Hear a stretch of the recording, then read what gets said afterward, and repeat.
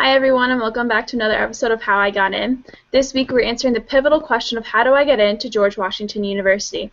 And with us this week is Alex Pollock. Welcome, Alex. Hi, Carina. Thank you for having me. It's good to be here. No problem. Alex, tell us a little bit about yourself. What year are you? What's your major? Any minors? Sure. I'm a rising third-year student at George Washington University. I'm actually graduating a year early, so I guess this is technically my senior year. And I'm a major in political science, and I hopefully want to go on and graduate and then go on to law school after that. Great. Very ambitious.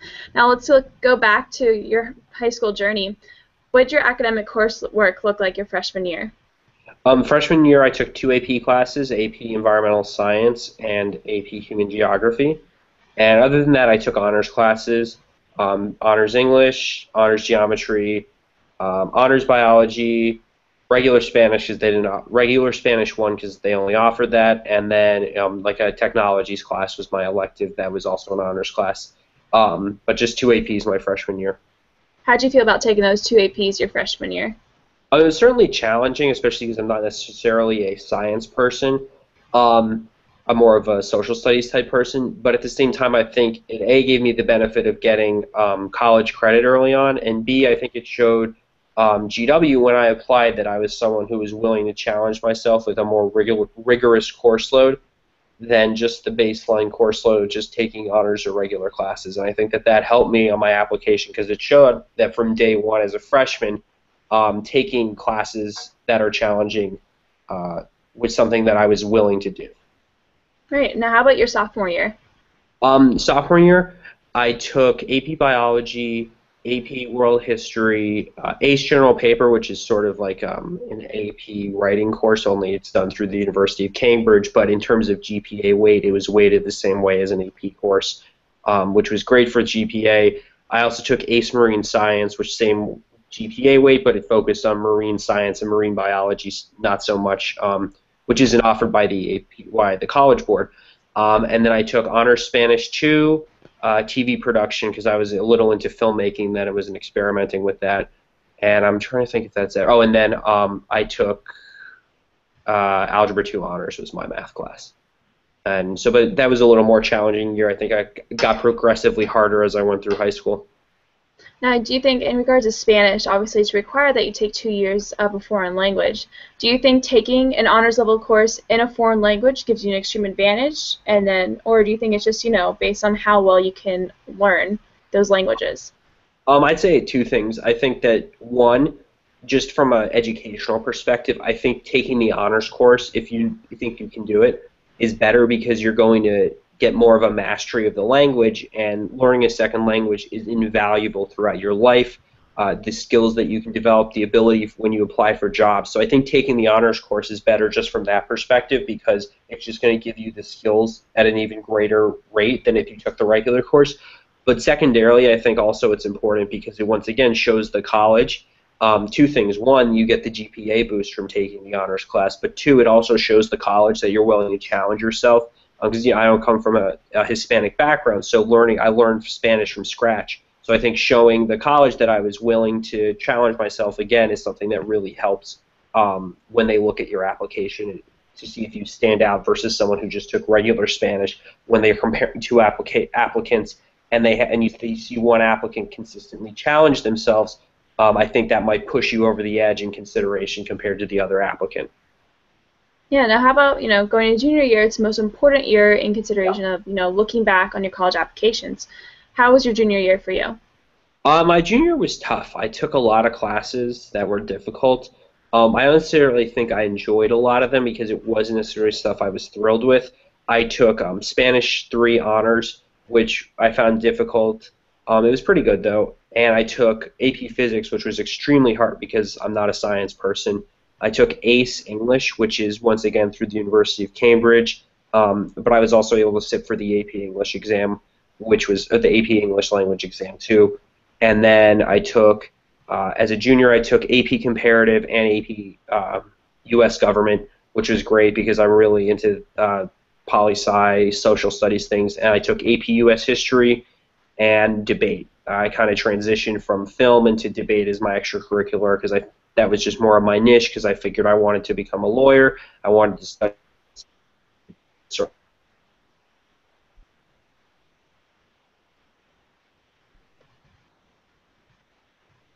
And that was it. Those were my classes. Sorry, Alex, I didn't get that last part you said. It broke off a little. What I was saying last night was, I think that when I transitioned more of a studies poli-sci person than a film person, and I realized I wanted to go to law school, I wanted to study political science, and debate was obviously a much better foundation for that than TV production. Interesting. Now, obviously you took that third year of Spanish, and its own gives you an extreme competitive edge. Because, I know, like me, I found out that Spanish was just not my thing. So I stopped after my second year, but I think, taking that third year significantly made you stand out from other applicants, don't you think? I think so also. I agree with what you said. I think that it makes it, once again, shows you're willing to challenge yourself. You're willing to go beyond the bare minimum because in Florida, the state requirement was 2 years of Spanish. So I think showing a third year and the honors level was impressive to them. And once again, it just helps you develop the skills to learn the language better. Taking 3 years of Spanish, you're more likely to become fluent or at least proficient in Spanish, which when you apply for a job, once again, is extremely helpful, at least from what I found. Now, you said you took ACE English Language instead of taking the AP class itself. Do you think, was that, an adequate amount of preparation for the AP, to take the AP exam as well, or was it a bit more difficult? I had a good teacher for ACE English, so I think it was. That's actually one thing I regret, just because I kind of think I should have just stuck with the AP. Because I think when you have the option of taking AP or ACE, I think the class is more regular for most cases, but also I've the AP take ACE. Whereas I know for high school, if you took an AP class that had a corresponding ACE class, you were able to take the ACE exam. So I think it makes more sense if you have to choose between ACE and AP for the same subject, like English. This might probably in class selection is I wish I take AP English instead of ACE English. Interesting. Now, going on to your senior year, you have, college applications. I'm sure you're taking a lot more AP classes as well. How'd you handle that? Very, very difficult to manage all of that because you had a lot of different things going on. I was also really, really involved in the senior year, and I traveled all around the country, so that made it even more difficult. I think the key thing is that you just need to block out time each week to work on applications, study for SAT, ACT if you're retaking it. If you're taking the ACT, SAT, or if you're taking doing an extracurricular, break up time every week to study, to prepare your applications, write your essays, and to study for the SAT, ACT. I think it's just time management. It's really important to block time off each week to do certain tasks that you need to accomplish to get into college. Now, in regards to your coursework, did you take more AP classes your senior year? Yeah, I took a lot of AP classes my senior year. I took AP Statistics, AP Macroeconomics, AP Microeconomics, AP English Literature, ACE Global Perspectives, which was the debate version of ACE, an ACE class basically for debate, and then I took ACE Spanish my senior year. It was my 7th class. Wow, so you took a full load, and you also took 4 years of Spanish. That's incredible. Yeah. Now let's transition to more of your the ACT and the SAT.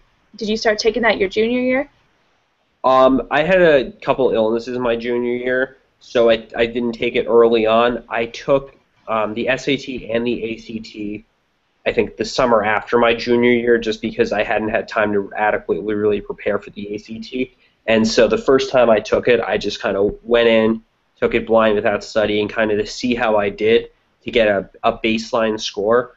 So then when I went home that summer to my school offered an ACT prep class, and I took that, and I really improved my my ACT score, and that's the score I ultimately used. I didn't even send my SAT score just because I was really pleased ultimately with the score I got in the ACT after the help that my school offered.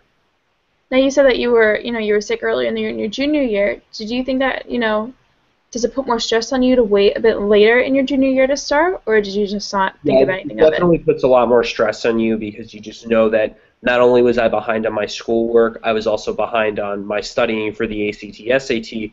Um, but if something like that happens, where you have a medical issue or a family issue that really compromises your ability to perform academically, I would recommend writing an addendum on your application where you basically on the Common App, I'm pretty sure there's a spot where I put it basically saying, just so you know, my junior year, I was really sick. I missed a lot of school, and that is one of the reasons why there was poor performance that year. The other thing I did is my teacher recommendations. I made sure that my teachers, in their recommendations, outlined the fact that I had been sick. Like, despite the fact that this student was sick this year, he still managed to perform well, just to sort of reiterate what I was saying in my addendum. That way they knew I wasn't necessarily like making it up or over exaggerating it.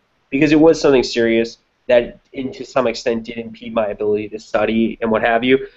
So I think doing that is something that's especially important if you're unfortunate enough to fall into that situation.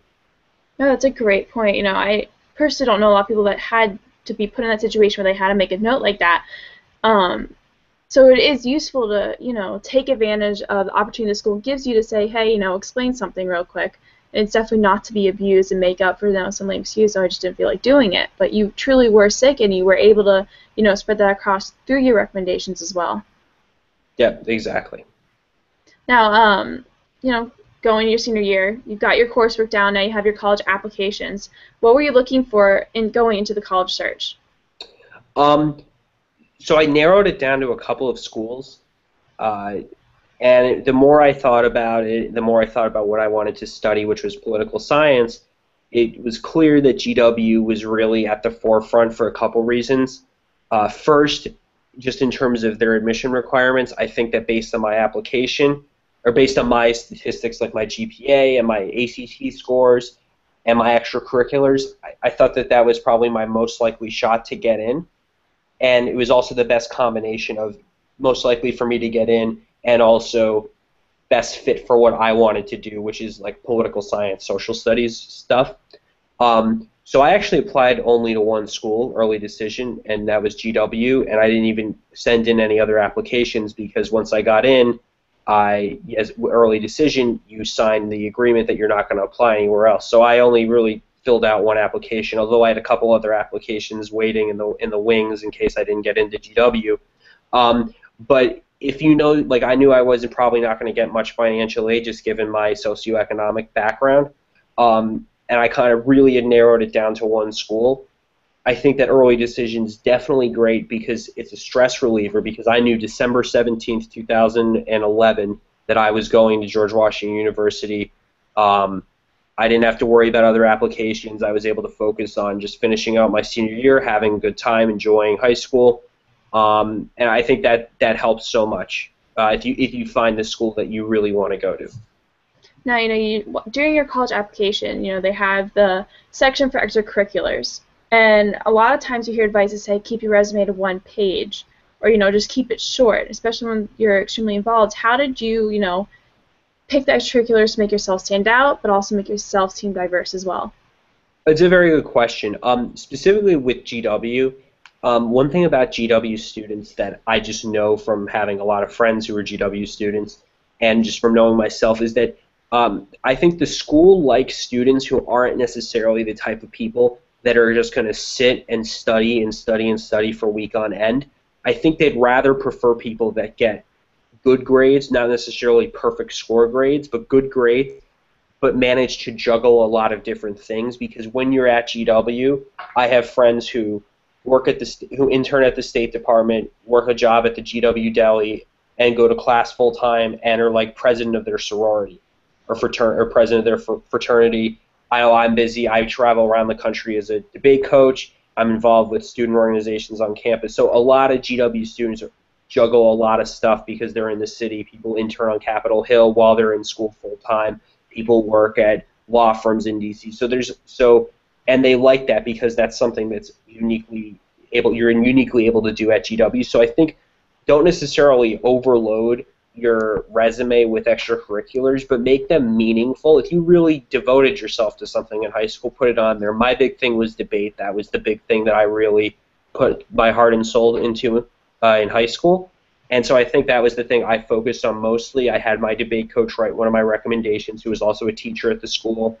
I included my debate achievements on my resume, and I peppered that in with some work experience from over the summer and volunteer experience. But I really focused on debate because that was, I would say, is what my hook was. That was my thing that sort of made me separate from the average applicant.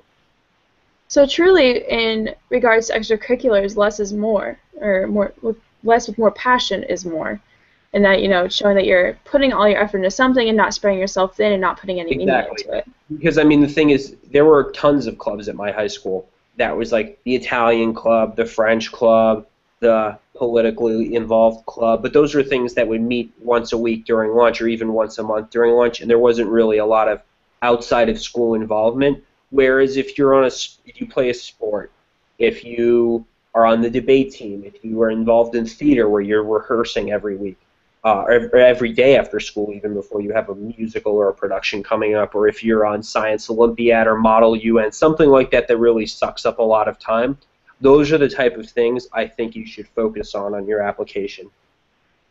No, great point. Now, you know, when you get that George Washington acceptance letter, obviously you had made that early decision. How that made you feel? It felt really good. I was actually, I remember I was in my bed because I was really tired because I'd stayed up late that night, and it was about 6 o'clock, and I was just I knew it was going to come out that day, and I was dozing, and I'm like, oh, let me check my email, and I pulled down my iPhone email app and swiped down, and the thing refreshed, and then letter, and I clicked on it, and it's pleased to accept you, and it was a great moment. It was probably definitely one of the happier moments in my life, and especially early decision. The thing is, you're done because I don't even have to decide say I applied to 10 schools and got into 8. I don't have to then decide which of the 8. It's I got in, I'm going there next year. I can just focus on enjoying high school and being with my friends before we all go our separate ways the next year. Yeah, no, that's definitely a relief. I know for me, I had like 7 admission letters sitting on my desk trying to figure out where I should go, and it does become stressful. And I'm jealous, you know, because I spent my entire spring like, where do I go? What if I choose this one? I know it's not easy, so I'm glad that my parents encouraged me to pick the school. If I could really narrow down to one school, and then to just go for it. But make sure you really like the school before you do it. That would be my piece of advice, because I know people who did it and regret it. Not at GW, but I just know at other schools. Now, before we go, there's one place for a prospective student to go to eat in D.C. or around George Washington. Where should they go? Go on K Street and 21st, so that's one block north of the northern edge of campus. There's a place called Bobby's Burgers. It's owned by famous chef Bobby Flay. They have incredible hamburgers, superb milkshakes, great French fries, although I would get the regular fries because the sweet potato fries aren't made there. My mom hates fries and burgers, but every time she visits me in D.C., we have to go there because she loves it. It's really, really good. I would highly recommend going there. And it's right near, it's literally one block north of the edge of campus, so I would highly recommend that.